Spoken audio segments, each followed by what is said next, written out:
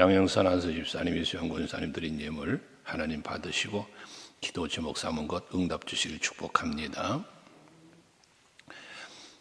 복 있는 사람은 하나님께서 주신 복을 받아 갖고 있는 사람이다 라고 말할 수 있는데, 그 받으면 복은 늘 말하지만 받는 것보다 중요한 것은 누리는 것이다. 내가 받은 복의 가치를 알아야 하고 그 복의 소중함을 알 때 그것이 곧 누림이 된다고 그랬죠. 그 누림은 자기만의 누림이 되는 것이 아니라 복을 받은 것을 누린다는 것 자체는 하나님께 영광 돌리는 우리의 행위가 또한 되는 것입니다. 받은 복의 가치를 알고 그것을 누릴 때 거기에는 감사가 있고 즐거움이 따라오죠. 이것을 하나님은 기뻐하시는 겁니다. 그래서 우리가 받은 복에 대한 그 누림 속에서 머물고 살아가는 성도는 1절에서 말하는 것처럼 악인들의 길을 따르지 않고 죄인들의 길에 서지도 않고 오만한 자의 자리에 앉지 않는다는 겁니다. 그 이유가 복을 받았기 때문에, 그 복을 누리고 있기 때문에, 그 가치를 알기 때문에 어떠한 악의 유혹이 와도 그것에 빠져 넘어가지 않는다는 것입니다. 내가 복의 가치를 알아서 어떤 걸 봐도 유혹해도 그것보다 내가 받은 복이 더 소중하죠. 쉽게 예수 그리스도를 믿는 믿음이 우리에게 하나님이 주신 선물이고 은혜잖아요. 에베소서에서 말하는 것처럼. 그러면 그 그리스도 예수로 말미암아 내가 구원받았어요. 하나님 자녀가 되었어요. 그보다 더 값진 게 어디 있습니까? 예수와 무엇을 바꾸겠습니까? 바꿀 수 없죠.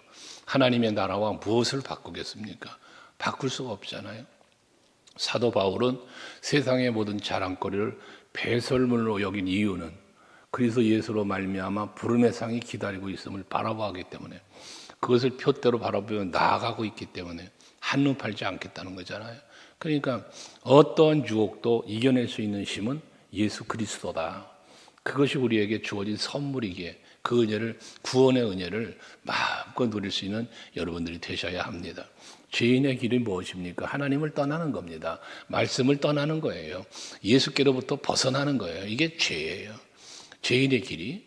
그런데 우리가 어떻게 그 길을 걸어가요? 예수님과 동행해야지. 예수 따라가야지.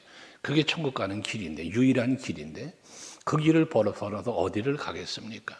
여러분들이 인생에, 우리는 인생을 광야 같다 뭐 이런 길로 표현할 때가 있잖아요. 인생길, 뭐 찬양도 인생길 험하고 마음 짚자 모르는 찬양도 있습니다만은, 우리가 걸어가는 인생길은 예수와 동행하는 길이 되어야지. 예수 없는 세상을 우리가 어떻게 생각할 수 있습니까? 예수보다 더 좋은 건 없다고 우리가 고백을 하는 것처럼 말입니다. 그렇기 때문에 예수와 함께 걸어가는 길이 곧 의인의 길이고, 이게 믿음의 길, 생명의 길, 복된 길인데, 이 길을 떠나 어떻게 죄인의 길을 가요? 이 죄인의 길은 사망의 길인데요. 뒤에 보면 악인들은 그렇지 아니하며 그러잖아요. 악인이 죄인의 길이에요. 그게 악인의 꾀예요. 이걸 어떻게 따라갈 수 없잖아요. 그렇지 않으며 하잖아요. 누려야 할 많은 복이 있는데 그 복을 내버려두고 어떻게 거길 갈 수 있어요? 그럴 수 없다는 거죠. 오만한 자의 자리, 교만이죠. 교만해질 수 없는 이유는 내가 받은 은혜를 거저 받은 은혜잖아요. 하나님의 그 무엇과 바꿀 수 없는 엄청난 사랑을 우리가 받았잖아요. 근데 우리가 어떻게 교만해집니까? 예수님으로 인하여 내가 구원받았고, 예수님으로 인하여 내가 하나님 자녀가 됐고, 예수님으로 인하여 우리는 하나님의 나라를 바라보며 가는데 우리가 어떻게 교만해질 수 있어요? 내가 이룬 게 아무것도 없잖아요. 나는 예수님의 십자가 앞에 서면 왠지 작아 보이고 왠지 아무런 존재 가치가 없는 그런 우리들이잖아요. 그게 오죽하면 나 같은 죄인 살리신 주님가 고맙다고 사도 바울은 그 십자가 사랑 앞에 비교해보니 나는 죄인 중에 괴수라고까지 표현을 합니까? 이것처럼 우리는 항상 십자가 앞에서 겸손해야 하고 하나님 앞에서 겸손해야 합니다. 그 은혜와 사랑 앞에서 우리는 겸손해져야 합니다. 교만할 수가 없는 거예요. 그래서 하나님이 우리에게 베푸신 은혜와 복을 생각할 때, 가치를 헤아릴 때, 그때 우리의 삶은 이렇게 변화된 삶을 살게 되어진다는 것이거든요. 그럼 이렇게 악인들의 길을 따르지 않으려고 죄인들의 길을 걷지 않고 오만한 자의 자리에 앉지 않기 위해서, 이것이 일순간이 아니라 지속되어지려면 이러한 우리의 삶이 받은 복을 알고 그 은혜를 누리면서 계속 그 복을 누리며 살면서 다른 길을 가지 않으려면 2절에 오직 여호와의 율법을 즐거워하여 그 율법을 주야로 묵상하는다라고 말씀을 합니다. 우리가 우리 스스로를 지키고 우리가 하나님의 은혜를 기억하며 누리며 주께로 향하여 나아가는 삶을 살기 위해서는 말씀 없이는 안 된다. 악인에게 안 넘어가려니까, 죄인에게 안 서려니까, 오만한 자의 자리에 앉지 않으려니까, 그러한 나를 지키기 위해서 또 그런 복을 누리기 위해서는 항상 하나님의 말씀으로 나를 무장도 하고 하나님의 말씀의 반석 위에, 믿음의 반석 위에 내가 서갈 때 이 우리의 믿음도 지켜지는 것이요, 우리의 즐거움이 누려지고 율법을 즐거워 하나님의 말씀을 즐거워하는 자체가 우리가 복을 누리게 되어진다는 거예요. 왜? 믿음의 본질이 말씀이니까요. 그래서 여러분들이 하루하루를 살아가시는데 그 하루가 쌓여 우리의 인생이 되는 거잖아요. 그 율법을 즐거워하며 그 율법을 주야로 묵상한다. 이거 항상이에요, 항상. 이것이 우리의 신앙생활이 되어야 하고, 또 진정한 그리스도 예수의 복음을 우리가 받았고 그 복음 믿음으로 살아가는 성도라면 마땅히 말씀으로 살아야 되는 거죠. 그게 사도 바울은 에베소 6장 11절에 말씀한 것처럼 모든 마귀의 괴계를 능히 대적하려면 하나님의 말씀, 하나님의 전신갑주를 입으라라고 말씀하시지 않습니까? 이게 바로 우리의 영성을 깨워갈 뿐만 아니라 지켜가는 것이다. 그래서 하나님의 말씀이 여러분에게 늘 날마다 이 새벽마다 나오셔서 예배하고 말씀 듣고, 이것도 중요한데 여러분이 예배로만 끝나는 게 아니라 일상의 시간 속에서도 여러분들의 시간을 작정하거나 어떤 시간이든지 말씀을 계속 묵상하고 읽는 것이 여러분 생활 습관 될 수 있어야 합니다. 그것이 여러분의 믿음을 지키는 능력이 되고 모든 마귀의 유혹과 괴계를 물리칠 수 있는 능력이 된다는 것입니다. 그렇게 살 때 3절에 보면 그렇게 살 때 이어지는 복을 또 말씀하고 있어요. 복을 세 단계로 여러분에게 간혹 말씀드렸잖아요. 복, 하나님이 주시는 복은 세 단계로 나눠진다 그랬습니다.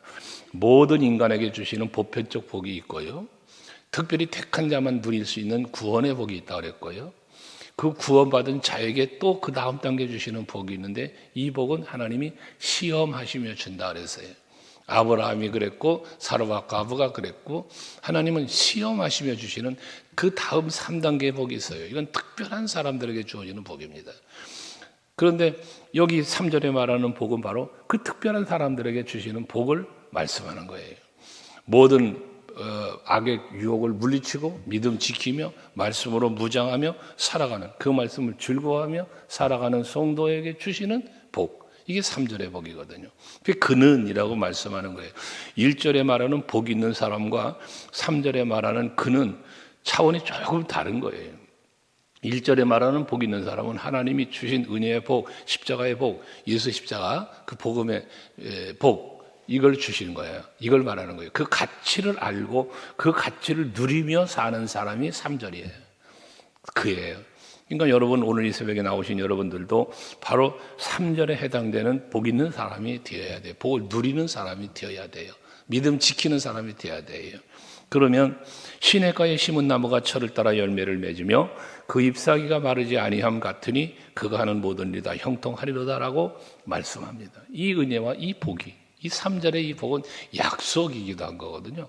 이 복이 여러분들의 평생에 임할 수 있기를 주님으로 축원합니다.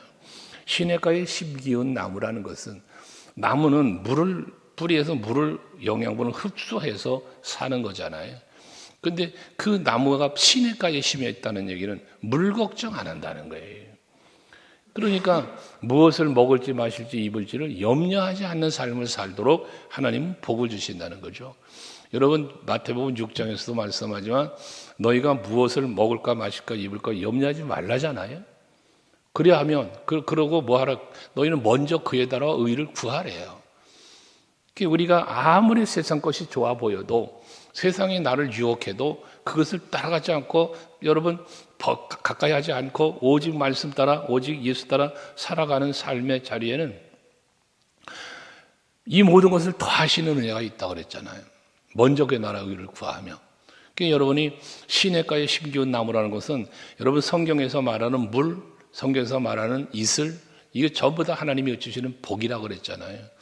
그러니까 그 은혜와 하나님의 능력을 공급받으면서 내가 살아가니 힘을 잃지 않잖아요. 죽지 않잖아요. 목마르지 않잖아요. 이 복을 말하는 거예요. 여러분, 요한복음에서도 7장에서 말씀하는 것처럼 누구든지 목마르거든 내게로 와서 마셔라 그러잖아요. 우리가 말씀 안에서, 예수 안에서, 믿음 안에서, 소망 안에서, 사랑 안에서 마실 수 있는 것, 그게 은혜죠. 은혜. 그 은혜를 힘입어 우리는 목마르지 않는 삶을 살게 된다는 것이에요. 그래서 시편 42편 1절에도 사슴이 시냇물을 찾기에 갈급함같이 내가 주를 찾기에 갈급합니다 그러잖아요. 그 갈급함을 말하잖아요. 근데 그 갈급함이 어디서 해결됩니까? 하나님 안에서, 예수 안에서, 믿음 안에서 이게 해결되는 거단 말이에요. 그 시냇가에 심었다는 것은 하나님의 은혜의 뿌리를 받고 하나님의 말씀의 뿌리를 박았음을 이야기해서 모든 필요가 채워지는 은혜가 있다는 거죠. 그래서 시냇가에 심은 나무가 뭐예요? 철을 따라 열매를 맺는다는 거예요.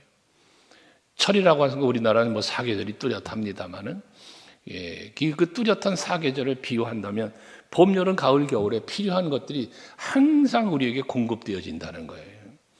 어느 때만 있는 게 아니라 사시사철, 철을 따라 계속해서라는 의미잖아요.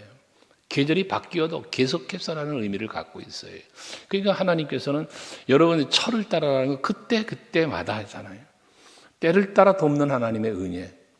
그래서 이른 비가 필요할 때는 이른 비를 주시고 늦은 비가 필요할 때는 늦은 비를 주시고 구름기둥이 필요할 땐 구름기둥으로 지키셨고 인도하셨고 불기둥이 밤에는 불기둥으로 보호하며 인도하신 것처럼 항상 그때마다 하나님의 은혜가 적절하게 임할 것을 말씀하고 있는 것입니다.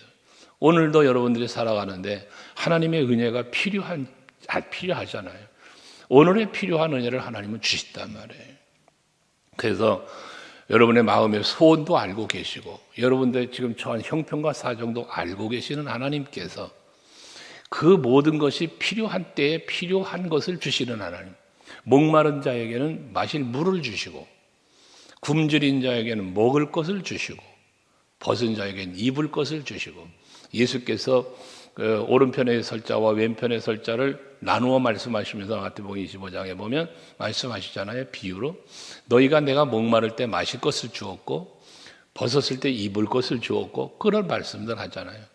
그것처럼 하나님이 여러분의 근데 사람들이 우리가 언제 그랬습니까? 라고 말하는 것처럼 우리는 다 기억하지 못해도 하나님은 여러분들에게 마실 것을 입을 것을 먹을 것을 때를 따라 주셨음을 우리는 기억할 수 있어야 된다는 거죠. 이 은혜를 하나님은 믿음으로 사는 자에게 주시는다 그 말이에요. 뿐만 아니라 그 잎사귀가 마르지 아니한다. 잎사귀가 마르지 않는다는 건 그 나무가 죽지 않는다는 거예요. 항상 여러분들을 생명으로 지키시고 영생으로 인도하시는 거잖아요. 이게 우리들의 속에서 역사하는 말씀의 역사요, 복음의 역사며 믿음의 소망의 사랑의 역사하심이죠. 성령의 역사하심. 이것이 죽지 않도록 내 영이 죽거나 내 영이 병들지 않도록 하나님은 지속적인 은혜를 베풀어 주실 것을 말씀하는 거예요. 무엇으로? 말씀으로. 그래서 주야로 말씀을 묵상하는 사람, 그 사람에게는 이런 은혜가 임하게 된다는 거잖아요. 오죽하면 그 하는 모든 일이 다 형통하리로다. 이 형통한다는 것은 뭐예요? 형통케 하시는 하나님의 은혜가 있는 것이죠. 요셉 같은 경우에 우리가 잘 알지만 노예로 팔려가서 힘든 여정을 살지만 하나님이 함께 하심으로 그가 다 형통했더라. 창세기 39장에 말씀하지 않습니까? 그 형통함은 누가 주신 형통입니까? 요셉이 일구원의 형통? 아니잖아요. 하나님이 형통케 하셨다 했잖아요. 오죽하면 그 주인인 보디발도 하나님께서 그를 형통케 하는 걸 그가 보았다라고 하잖아요. 이것처럼 여러분들이 살아가는 삶의 현장은 하나님께서 베푸시는 오늘 본문 3절에서 말하고 있는 이 은혜와 복이 여러분에게 풍성하게 임하심으로 말미암아 그것의 누림이, 그 누림이 여러분 자신만의 누림이 아니라 여러분과 함께하는 모든 사람의 누림이 되고 저들에게 자랑이 되고 간증이 되는 그런 여러분의 삶이 될 수 있길 축복합니다. 이게 우리가 누릴 수 있는 하나님이 주시는 복이에요. 약속된 복이에요. 누려야 할 복이기도 하고요. 하지만 4절 이하에 보면 악인은 그렇지 않다는 거예요. 그건 바람에 나는 교와 같다는 거예요. 시냇가에 심기운 나무가 너무나 대조적이잖아요. 시냇가에 심겨진 나무는 뿌리를 깊이 내리고 나무가 잎사귀도 마르지 않을 뿐더러 철을 따라 열매를 맺는 그 생명력 있는 풍성함의 은혜를 누리지만 악인은 바람에 나는 겨와 같대요. 바람에 나는 겨가 뭡니까? 바람이 이리 불면 이리 가고 저리 불면 저리 가고 정함이 없는 삶을 산다는 거예요. 안정되지 못한 삶, 늘 불안하고 이런 삶을 산다는 것이잖아요. 이게 믿음으로 사는 자, 의인의 삶을 사는 자와 악인의 비교되는 모습이라는 것입니다. 3절의 복을 말씀하시고 바로 4절의 악인을 말씀하는 이유가 무엇일까요? 바로 우리의 누리는 누림이 얼마나 크며 가치 있는 것인가를 비교하는 거예요. 시냇가에 심은 나무와 겨와 비교가 됩니까? 오른편에 설 자와 왼편에 서는 자를 비교하시면서 예수님이 뭐라 합니까? 복 받을 자에게는 복 받은 자라고 그랬고, 복 받을 자라고 그랬고, 좌측에 쓸 자는 그러니까 저주 받은 자라고 그랬어요. 이미 저주 받은 거예요. 버림 받은 거예요. 근데 복은 어떻게 돼? 계속 받을 거예요. 그게 받을 자라는 표현을 썼잖아요. 그러니까 여러분들이 언제든지 하나님께서 내게 베푸신 지난날의 은혜를 기억하며 감사하며 살 때 앞으로도 베풀어 주신 은혜는 지속되어 간다. 잎사귀가 마르지 아니함 같이. 이게 하나님의 은혜를 누리는 의인의 삶, 믿음으로 사는 사람의 삶입니다. 우리가 찬송가 384장 찬송가 가사에도 나오지만 믿음으로 사는 자는 하늘 위로를 받겠네. 무슨 일을 만나든지 만사 형통하리라. 이게 우리가 믿음으로 사는 우리가 누리는 누림이란 말이에요. 그런데 악인들은 그렇지 않다니까. 여러분은 의인으로 사셔야 합니다. 그래서 뒤에 5절에도 이어지는 말, 그러므로 악인들은 심판을 견디지 못하며 죄인들이 의인의 모임에 들지 못하리로다 그러잖아요. 악인은 의인과 함께 할 수가 없어요. 천국과 지옥이 나뉘어짐처럼 오른편에 설 자와 왼편에 설 자, 복받은 자와 저주받은 자와 나누어지는 것처럼 반드시 나누어져요. 알곡과 가라지가 나누어지는 것처럼 나뉘어집니다. 슬기로운 다소처녀, 미련한 다소처녀가 나누어지는 것처럼 나뉘어질 때가 반드시 오는 겁니다. 이걸 우리는 기억해야 하는 것입니다. 우리가 사는 이 세상은 더불어 살아가요. 함께 살아가요. 의인이나 악인이나 함께 사는 거예요. 하지만 때가 되면 이 함께 했던 우리가 갈라지는 때가 와요. 두 사람이 함께 밭을 갈다가 한 사람은 들림받고 버려진 당하고, 두 사람이 함께 잠을 자다가 한 사람은 들림받고 남겨지고, 맷돌 갈다 한 사람은 들림받고 남겨지고, 뭡니까? 함께 했지만 다른 사람이었다는 이야기입니다. 언젠가 여러분들에게 칼럼으로도 썼습니다만, 함께 있지만 다른 자. 우리가 그런 거예요. 여러분, 우리는 세상 안에서 같이 살지만 때가 되면 의인과 악인이 구별될 때 우리는 주의 품으로 보좌 앞으로 나갈 것이고, 저들은 여기 말씀하는 것처럼 심판을 견디지 못한다잖아요.